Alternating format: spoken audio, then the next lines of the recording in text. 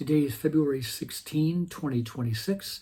My name is Rob Carter of Kalamazoo Right to Life, and this is Pro-Life Week. Oh, I've got some good news today. Sometimes my news is not always pleasant, but this time it is. So let's get started.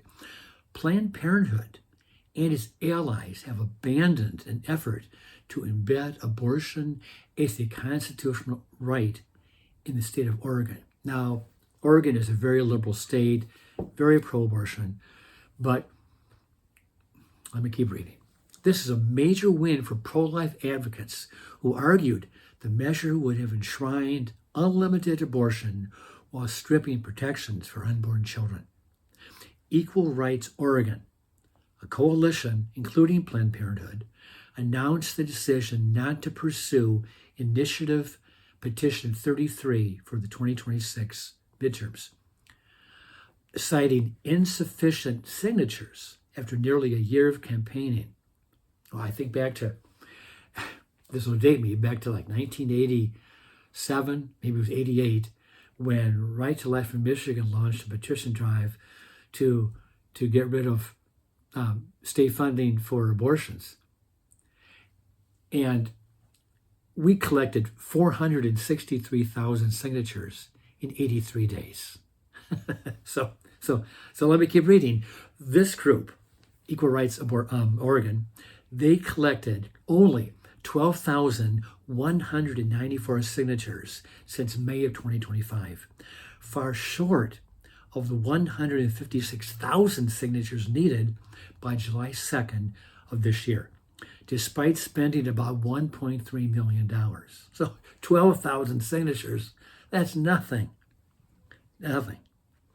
Quote, after thoughtful consideration, we are announcing the difficult decision not to move forward with Initiative Petition 33 in 2026.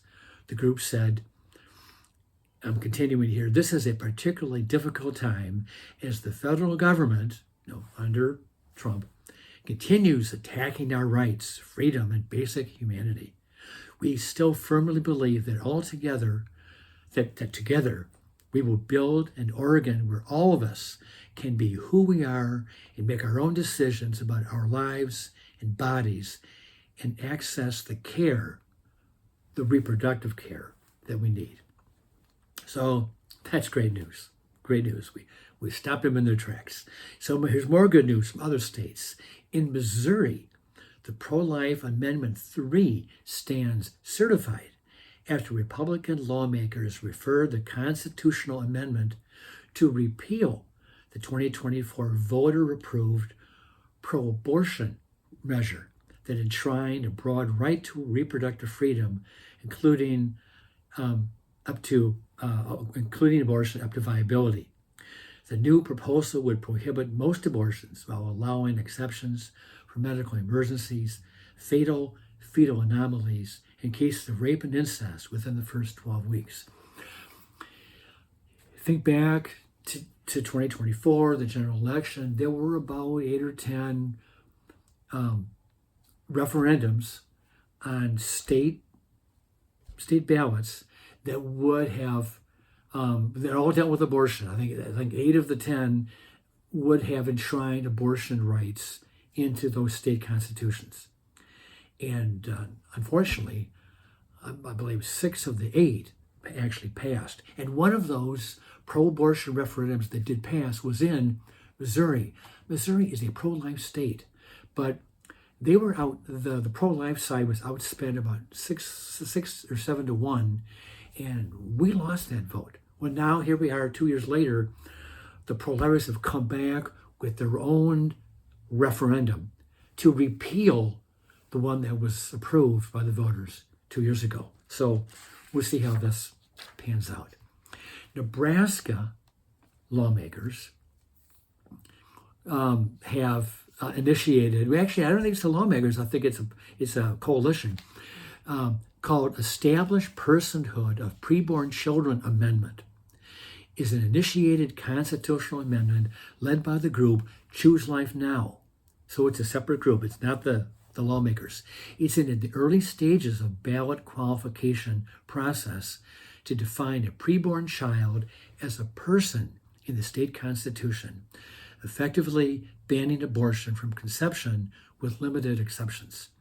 Building on the state's 12-week ban enshrined by voters in 2024, the measure aims to strengthen protections for the unborn by recognizing their personhood from conception, a step pro-life groups say is essential to protect more babies from abortion. So now we got more good news on a different front. Legislators in Iowa. So we got Nebraska, we got Missouri, now we got Iowa. So we're in the middle of the state, the heartland of America. Legislators in Iowa are pushing a bill that would bar the shipping or mailing of the abortion drug mifepristone, restoring at the state level several safeguards removed at the federal level. Iowa Senate Republicans advanced this bill this week, according to a report by Iowa Public Radio.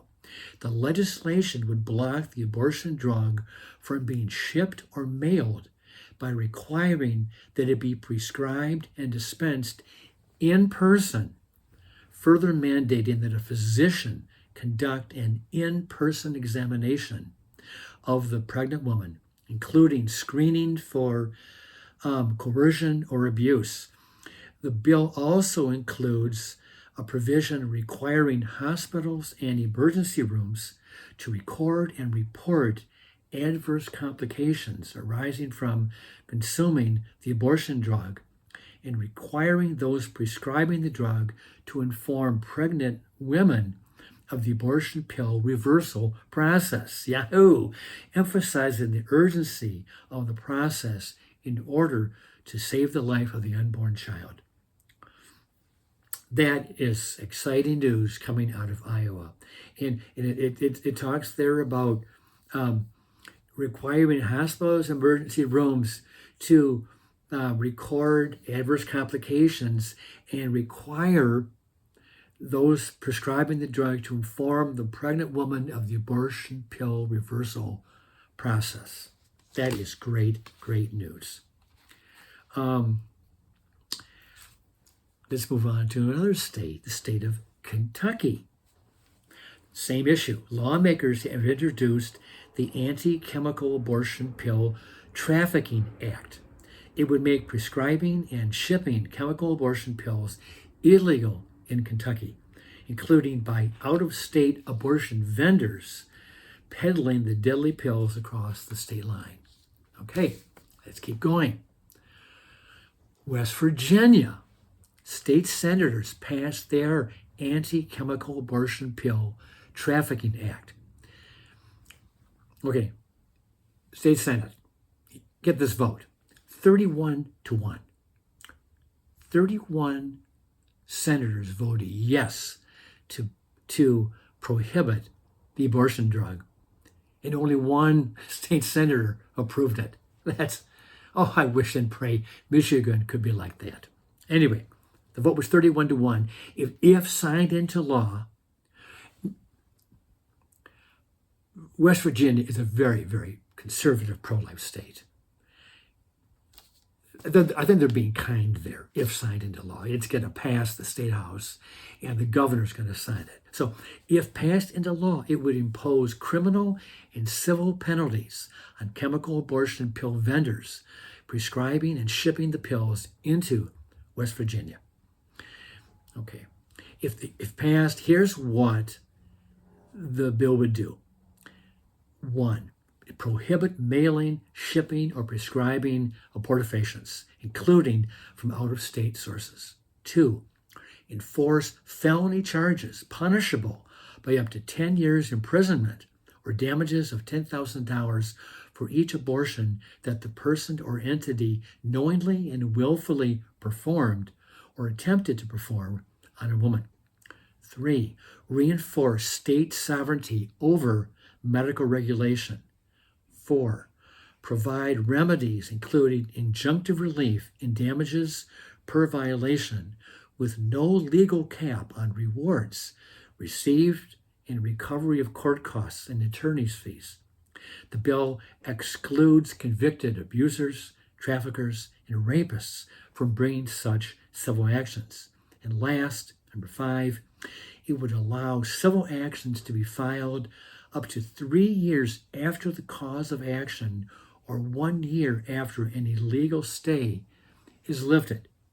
Now there's a lot of legalese in there, but nonetheless, West Virginia is being very aggressive in this area. And I'm going to close here. This is what I like to see. How many times have we seen a pro-abortion bill or a pro-abortion policy, and then we react? They do something, we react. Well, it's about time that we are acting. We are on the offense. We are being aggressive, proactive, fighting for the lives of unborn babies. With that, good news. Every one of those things were good news today. With that, I'll let you go. Now, see you next time.